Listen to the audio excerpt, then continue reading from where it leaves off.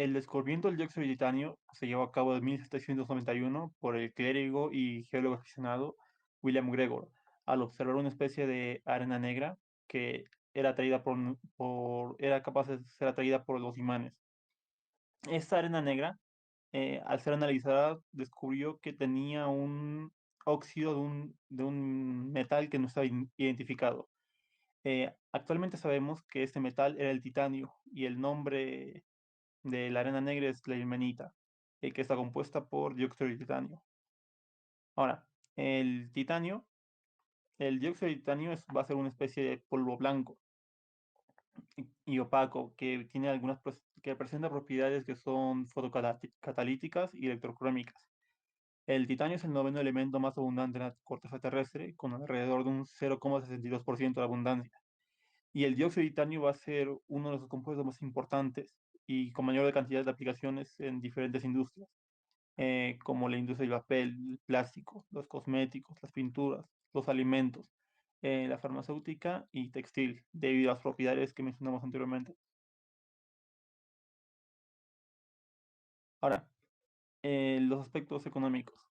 Como se mencionó, hay diversas industrias. Sin embargo, tres de esas industrias, las más importantes, la industria de las pinturas y revestimientos, papel y plásticos, van a usar el dióxido de titanio como un pigmento.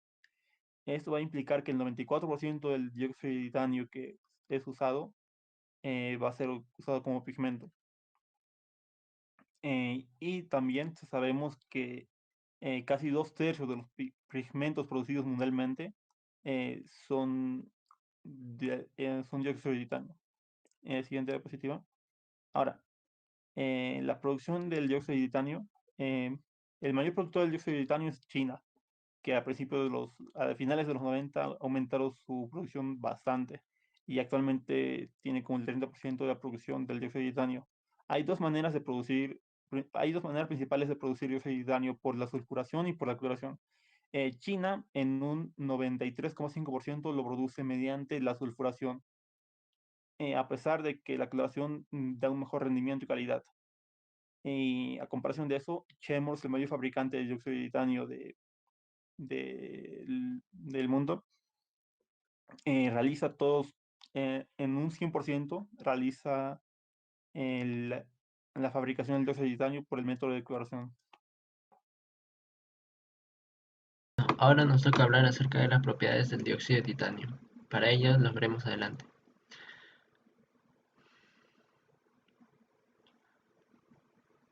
Bueno, el compuesto dióxido de titanio podemos observar que es un sólido blanquecino debido a su manera de absorber rayos ultravioleta. Esto se debe a que tiene un índice de refracción demasiado alto, lo cual permite que incidan estos rayos. La fórmula es TiO2. Su nombre UPAC es óxido de titanio 4. Vemos que su solubilidad es insoluble en agua, pero puede ser soluble en ácidos como sulfúrico, clorhídrico. Tiene algunas características ópticas, que es resistente. Esto es debido a la dureza que tienen los pigmentos en la superficie. Es protector. Igualmente, estos pigmentos que evitan la inserción de rayos hacen que proteja a una capa. Es potente debido a que nos permite realizar, no, debido a su fotocatálisis, es muy potente y es resplandeciente. Esto debido al brillo que penetra debido a los rayos ultravioleta, que no lo penetran y tiene un brillo muy grande. Además, acerca del dióxido de titanio, podemos decir que su peso molecular es aproximadamente 80 más. Tiene una apariencia, como dijimos, sólido blanca, un punto de fusión de 1843, una densidad que va a variar de acuerdo al tipo de mineral que vamos a usar, también una estructura cristalina también que va a variar de acuerdo al mineral que vamos a usar. Y podemos decir que se nos presenta de dos formas importantes. La primera forma que se nos presenta es de manera de nanomateria o nanopartícula, que vamos a estudiarla en este instante, y también como pigmento, que es en lo que un poco más nos centraremos, ya que la nanomateria es algo que se ha hecho en los últimos tiempos y es muy difícil de explicar. Pero el pigmento es usado en varias fórmulas, formulación de pintura y etcétera. Bueno, a continuación seguiremos hablando de algunas propiedades del dióxido de titanio, pero esta vez nos enfocaremos en los principales compuestos que este presenta. Eh, bueno, el primer mineral que tenemos es la ilmenita, que no es óxido de titanio netamente, sino es un compuesto entre óxido de hierro y óxido de titanio y algunas impurezas adicionales que tiene, cuya fórmula es como vemos ahí. La composición es de 36,8% de hierro, 31,6% de titanio y 31,6% de oxígeno, como podemos ver en la estadística del costado. Bueno, al momento de formular el dióxido de titanio tiene aproximadamente 60% y el resto será parte del óxido de hierro y algunas impurezas. Bueno, algunas formas de encontrar la naturaleza. En la naturaleza lo vamos a encontrar en forma de rutilo, anatasa y broquita. A diferencia del limonita, estos tres minerales van a tener mayor porcentaje de TiO2, aproximadamente un 100% sin considerar las impurezas, que van a ser mínimas. Ahora hablaremos un poco de su dureza, disculpe, hablaremos un poco de su dureza de cada una y de su geometría. La dureza en el primero va a variar de 6 a 6,5 aproximadamente. Él va a ser el más duro y el que más vamos a usar en los pigmentos y en las diferentes aplicaciones. La geometría del rutilo es romboédrica, si no mal recuerdo, sí creo que, no, es octaédrica, disculpa. Eh, a diferencia de la natasa. No, la natasa también es octaédrica, pero ¿cuál es la diferencia? La diferencia, como podemos ver, es entre sus enlaces titanio-titanio y titanio y oxígeno.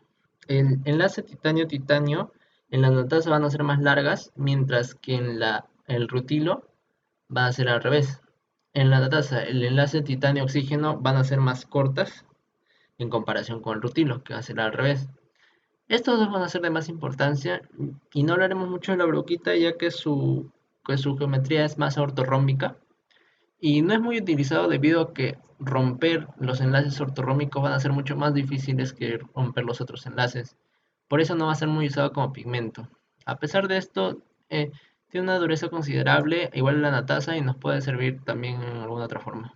Muchas gracias.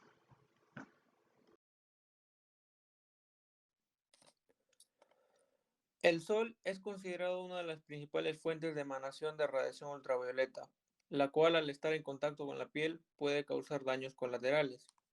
Lo que convierte una crema o spray en un protector solar es el filtro solar, y este puede clasificarse en tres tipos: químico, biológico y físico. En el caso del químico, es cuando el filtro entra en contacto con la radiación, ocurre una reacción fotoquímica. Lo que nos quiere decir esto es que la radiación es convertida en calor al llegar a la piel o estar en contacto con el filtro químico. La biológica contiene aceites vegetales que, además de hidratar la piel, nos da una pequeña protección contra el sol, pero debido a que sus SPF llegan no mayor a 20, no son de un uso comercial. Y por último, en el que nos vamos a enfocar, que es el filtro físico, que son polvos minerales inertes que actúan en forma de pantalla. Esto quiere decir que no ocurre una reacción como en el, sino las radiaciones son repelidas como si fuera una pantalla. De estos, el más usado es el dióxido de titanio. Y sabemos que cuanta mayor sea el factor de protección solar, el FPS, se necesitará un mayor dióxido de titanio para, obtener esto. Pero al tener una mayor concentración, notaremos una ligera coloración blanca al frotarnos en la piel el producto. Debido a esto, se tomó como usar nanopartículas de este compuesto, eh, llegando a ser incolora al hacerlo nanopartícula.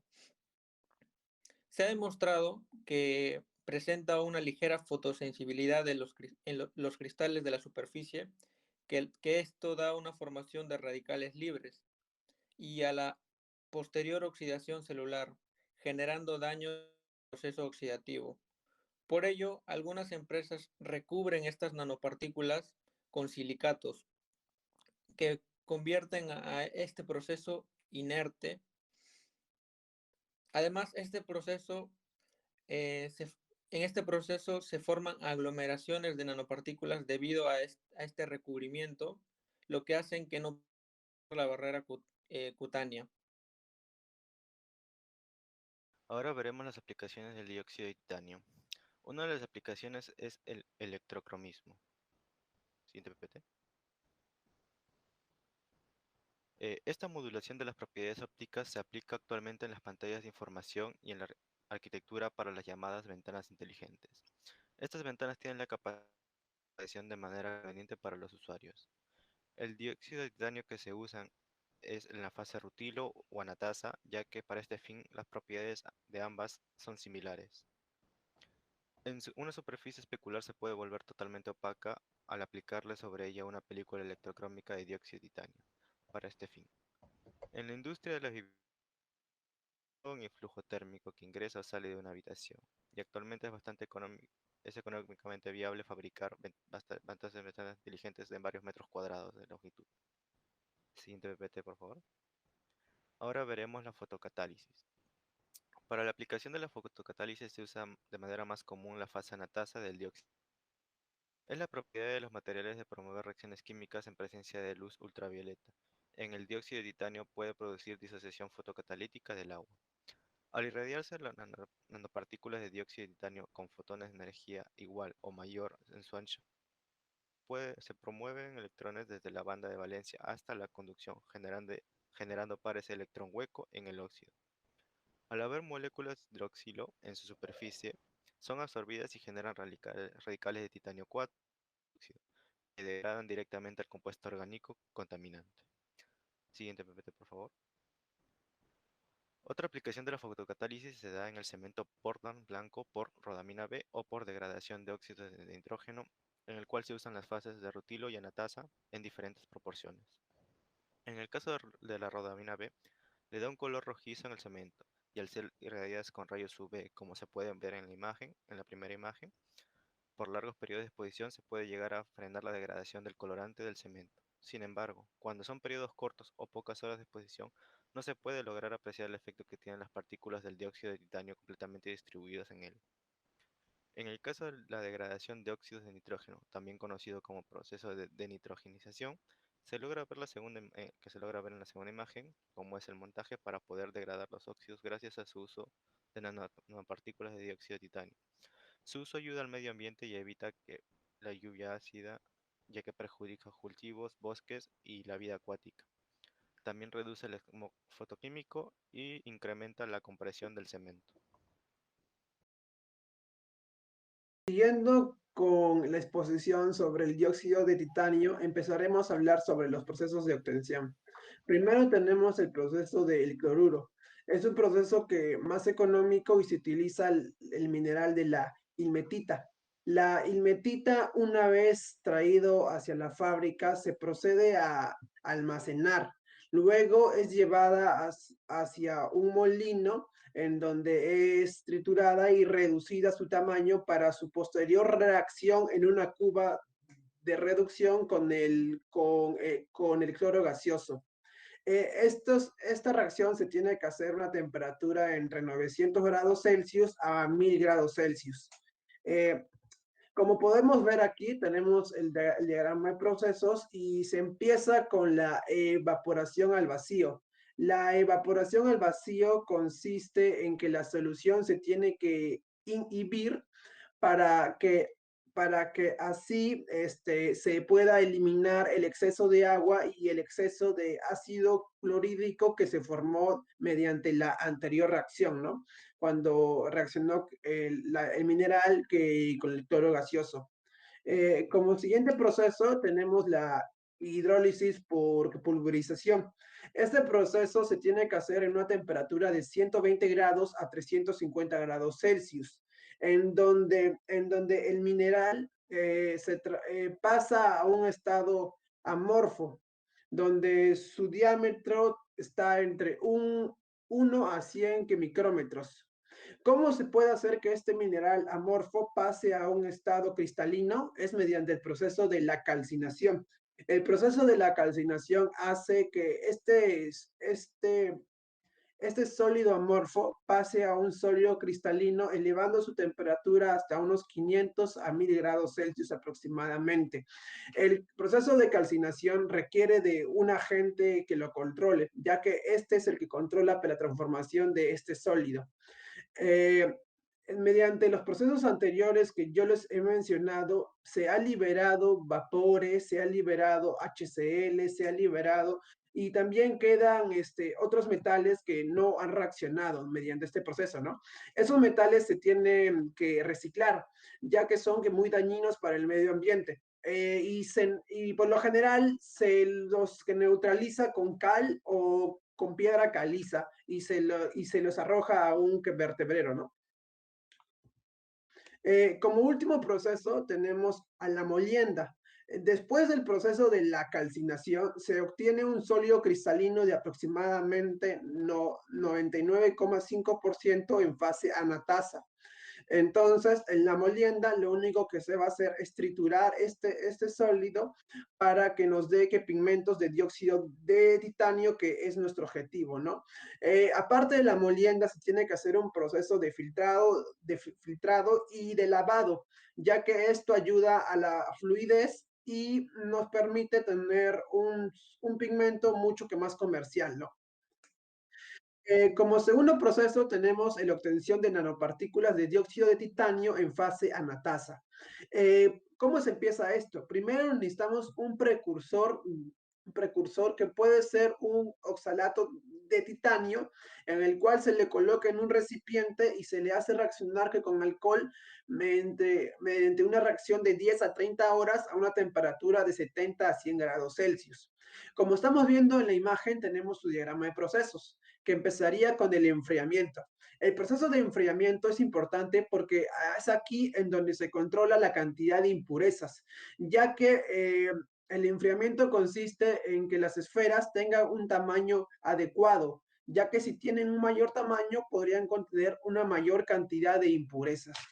Como segundo proceso tenemos la vaporización, que es aquí en donde se forman los polvos finos de dióxido de titanio.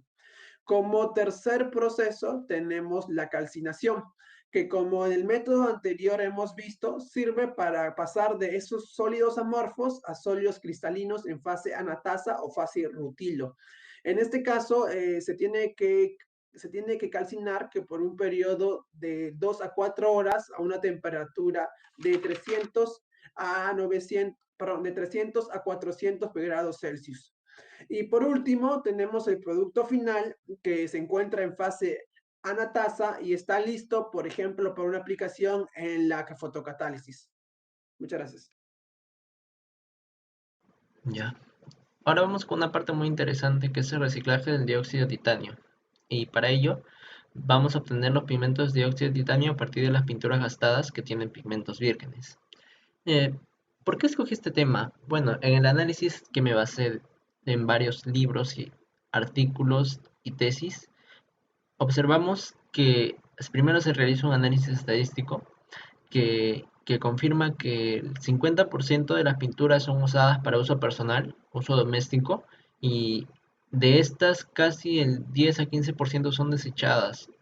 Y esto nos, nos indica que no usamos netamente todas las pinturas y son llevados al vertedero para primero ser calentados y ser cenizado. Entonces se vuelve ceniza y posteriormente se bota en el vertedero.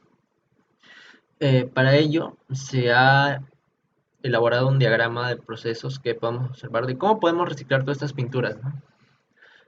Primeramente debemos tener en claro que la pintura tiene un pigmento de tío 2, que es lo que le da el color, lo que le da el brillo y lo que le da la durabilidad. A pesar de esto, también tiene la suficiente opacidad para cubrir todo el sustrato donde lo vamos a utilizar, ¿no? Ahora, el proceso que vamos a describir es el pigmento virgen. Vamos a extraerlo de la pintura mediante una pirólisis. que va a ser con ayuda del nitrógeno gaseoso. Luego vamos a proceder a la oxidación en el aire. Luego va a pasar a una resina de intercambio iónico, donde luego se procederá con la separación, el secado del homogeneizado y finalmente obtendremos el pigmento reciclado para elaborarlo. Siguiente. Ahora vamos a describir el proceso. Bueno, el proceso va a iniciar mediante la obtención primero de la pintura reciclada, mediante campañas o mediante reciclaje. Luego, todas las pinturas que tenemos vamos a llevarlo en una pirólisis de nitrógeno, donde lo haremos con el fin de eliminar todas las sustancias orgánicas que esté presente y solo nos queden las sustancias inorgánicas. No vamos a querer las sustancias orgánicas porque netamente el dióxido de titanio se encuentra en las sustancias inorgánicas y esto es lo que nos interesa. Pero va a ocurrir un problema con el producto obtenido. El producto obtenido va a tener un poco de carbón debido al calentamiento. Para ello, procederemos a calentarlo nuevamente y a oxidarlo, donde observaremos que la mancha de carbón ya va a ser menos con el secado y oxidación posteriormente, y luego lo pasaremos a una resina de intercambio iónico. ¿Para qué es la resina de intercambio iónico? Vamos a pasarlo acá para hacer una neutralización y para posteriormente realizar el proceso de separación mediante tamizado. Aquí vamos a separar todas las sustancias inorgánicas que tenemos, lo vamos a separar en la resina de intercambio iónico y vamos a obtener netamente el pigmento de dióxido de titanio. Luego vamos a proceder con el secado y el homogeneizado y finalmente vamos a obtener el pigmento reciclado. Este pigmento reciclado obtenido va a ser evaluado mediante diferentes análisis. Análisis de rayos X y mediante análisis fotocatalítico para obtener qué compuestos tiene este pigmento reciclado, ¿no? Es obvio que el pigmento reciclado no va a ser igual que el pigmento virgen, pero lo que sí no va a variar es la composición, es lo interesante. Al final vamos a tener rutilo, al igual que en el pigmento inicial, y vamos a tener que tiene un pigmento un recubrimiento de aluminio, al igual que el pigmento inicial. El aluminio es muy usado debido a que este le da como que se puede añadir, los componentes de aluminio se pueden añadir más a la película a la película de dióxido de titanio debido a que como lo llena. Es una película muy pequeña que lo llena el aluminio y por eso es el más usado. Aparte hay otros, creo que son el silicio y no recuerdo el otro más. Pero este tiene generalmente aluminio y es lo que nos va a quedar al final. Y posteriormente vamos a reformular mediante el uso de la formulación de la pintura, como ya lo explicaré mi compañero más adelante. Generalmente usa agua, antiespumantes, agentes tensioactivos, usa el dióxido de titanio, obviamente, el modificador de pH, algunos conservantes y algunos aglutinantes. Luego, podemos observar que mediante la formulación de la pintura obtenemos esto. Como podemos comparar con el pigmento virgen, no va a tener una misma composición, no va a tener la misma claridad, no va a tener la misma opacidad para recubrir los sustratos, no va a tener la misma durabilidad, puesto que son pigmentos vírgenes que van a tener menos duración, debido a que la película de titanio, la película de aluminio también va a ser menor. Pero tenemos pintura nueva que puede ser reutilizada. Esto podemos realizarlo infinitas veces, o sea, podemos reciclar otra vez y volver a realizar hasta que el dióxido de titanio no sea desperdiciado. Pero siempre nos va a quedar una, nos va a quedar la película siempre menos brillosa, con menos opacidad y con menos calidad que la película inicial. Y eso es todo. Así es interesante el proceso de reciclaje. Muchas gracias.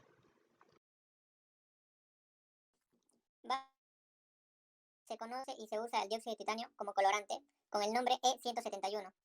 Esto nos dice que no presenta registros de toxicidad para la salud, siendo el colorante blanco más importante, hasta 5 veces más efectivo de sustitutos como el dióxido de silicio o el carbonato de calcio. Su uso reduce la cantidad de colorantes que se emplean en esta industria. Siguiente. Dióxido de titanio aporta textura a muchos productos, dándoles una apariencia de frescura, haciéndolas más llamativas para los consumidores. Es usado en pastas dentales, productos lácteos, como las leches bajas en grasa, dulces y medicinas en tableta. Su uso ha sido aprobado desde el año 1960. Bueno, ahora continuamos con las aplicaciones y los procesos industriales del dióxido de titanio. Una de las aplicaciones es el papel. El dióxido de titanio puede ser utilizado para la fabricación de muchos tipos de papel. Por ejemplo, están el papel de laminación, papel relleno, papel estrucado, cartón, etcétera, etcétera. El dióxido de titanio se utiliza como relleno de extremo húmedo para los espacios entre las fibras de celulosa. Esta resistencia de las fibras es un factor muy importante para determinar la calidad del papel, del producto final, y se emplea comúnmente para aumentar la opacidad y el brillo del producto. Siguiente, por favor. Impresión. Mejora la opacidad y el poder de ocultación de las tintas de impresión. Eso mejora la calidad de la impresión y también la velocidad con la que se imprime. Su poder de ocultación también lo hace crucial para usos que requieren contraste perfecto, como por ejemplo sea la lectura de códigos de barras. También se puede utilizar en etiquetas, materiales de escritura, tintas para cuero, etcétera, etcétera. Industria farmacéutica. Puede utilizarse como un pigmento básico, como para recubrimiento de envases de plástico, envases pastilleros, y también para el envasado. Bueno, eso se debe a sus propiedades fotocatalíticas ya explicadas anteriormente. Y bueno, hace unos años, algo aparte, se viene estudiando su uso en aplicaciones médicas, importantes para la mejora en la atención sanitaria. Plásticos. Se utiliza para aumentar la opacidad de los materiales plásticos. Bueno, el dióxido de titanio minimiza la fragilidad y el agrietamiento de las superficies que pueden ocurrir con la exposición prolongada a la luz. Esto es por su resistencia a los rayos ultravioleta y por las propiedades fotocatalíticas. Y bueno, es el pigmento más importante utilizado en la fabricación de plásticos PVC. Siguiente, por favor. Bueno, expondremos un proceso que tiene como fin buscar una forma novedosa de cubrir plásticos con dióxido de titanio para producir dispositivos poliméricos autolimpiantes. Este proceso puede dividirse en dos partes. La primera es la preparación de la solución base del proceso y la segunda, el proceso en sí. Bueno, para preparar la solución base de este proceso, primero se agregan 9,06 mililitros de isopróxido de titanio en 80 mililitros de isopropanol a 80 grados centígrados mientras se agita. Luego se agrega a la mezcla 0,54 mililitros de ácido clorhídrico 2 molar, ¿no? Y se completan los 150 mililitros mediante la adición del isopropanol. Bueno, ahí, cuando terminamos de disolver se produce una solución acuosa transparente, pero esto puede cambiar, ya que, el siguiente paso es que sea irradiado por 6 horas por los rayos ultravioleta. Bueno, cuando se está irradiando menos de 3 horas no se observa ningún cambio de color, pero cuando se irradia 3 horas o más se vuelve una solución color azulada. Y cuando se irradia más de 6 horas se vuelve violeta oscuro. Cuando se está irradiando más de 6 horas procedemos a agitar de manera brusca hasta que la solución vuelve a su color natural. Y esto se le llama el envejecimiento, que se le aplica la solución hasta que vuelva a su color natural. Bueno, estas tres formas, estos tres colores que obtuvimos se van a abordar durante la experimentación. ¿Ya? Bueno, estas muestras de propileno se recubren en 3 fases, dejando caer 3 mililitros de cada solución en muestras montadas en una máquina de recubrimiento y proceder a ser centrifugadas durante aproximadamente 30 segundos. Luego de la centrifugación, estas muestras se calientan durante 20 segundos a 120 grados centígrados. Bueno, y aquí hay una parte biológica donde se utiliza un cultivo liofilizado, que es para inocular las bacterias presentes. Luego, la solución ya producida se incuba 24 horas a 37 grados centígrados en una incubadora. Bueno, pasado ese tiempo se pipetean 0,05 mililitros de SG.aurus, lo que nos ayudó para inocular las bacterias, y las muestras obtenidas se dejan bajo luz fluorescente a 10 vatios por un tiempo de 2, 4 y 6 horas. Y bueno, y aquí obtenemos la solución previa. Siguiente, por favor. Bueno, después de lo hecho anteriormente, en cada muestra de polipropileno se enjuaga con 50 mililitros de agua de peptono. Esta agua de enjuague se diluye a 10 a la menos 2 y gradualmente se diluye hasta 10 a la menos 8. Ya, bueno. Y aquí también nuevamente hay una parte microbiológica que se realiza cuidadosamente, con una técnica aséptica. Luego, las muestras de polipropileno recubiertas con soluciones que mostraron la mayor potencia antibacteriana del experimento anterior se irradian durante 12, 24 y 48 horas, con una luz de 500 voltios aproximadamente a 6 centímetros de la fuente de esa luz. Y luego se exponen nuevamente a la luz ultravioleta, durante 4, 8, 12 y 24 horas a 40 centímetros de distancia. Pinturas. El dióxido de titanio se utiliza mucho como un pigmento blanco en las pinturas exteriores, por ser químicamente inerte, por su gran poder de recubrimiento, su opacidad al daño por la luz UV y su capacidad de autolimpieza. El dióxido de titanio tiene dos clases de cristales, el anastásico y el rutílico. También existe otro tipo de división, de acuerdo a su proceso de obtención, por sulfato o cloruro. El de mejor calidad es el del proceso de cloruro, ya que no contiene impurezas y su dispersión es mejor que la del sulfato. En el proceso de producción de la pintura, la elaboración de la pintura al agua se inicia con la adición de agua y amoníaco, diferentes dispersantes, en un tanque de mezcla. Posteriormente se adicionan las resinas, los plastificantes, los preservantes y los antiespumantes. Finalmente la emulsión de resina. Luego se continúa con el mezclado y se incorporan las resinas, los plastificantes, seguidos de preservantes, antiespumantes. Finalmente la emulsión de resina. Por último se agrega el agua necesaria para lograr la consistencia deseada. Luego de mezclar todos los ingredientes, el producto obtenido es filtrado para remover los pigmentos no dispersos. Sigue posteriormente envasado y embalado.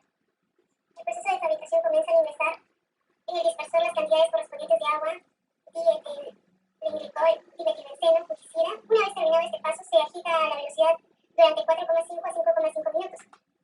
Luego se agregan los componentes sólidos: diatomita, carbonato de calcio precipitado, dióxido de titanio, alumina calcinada y fibra cerámica, agitando a mayor velocidad durante 8,5 a 10,5 minutos. Una vez emulsionados los componentes sólidos y cuando ya se tiene una buena dispersión, se agrega la resina y se agita a una velocidad menos para evitar esfuerzo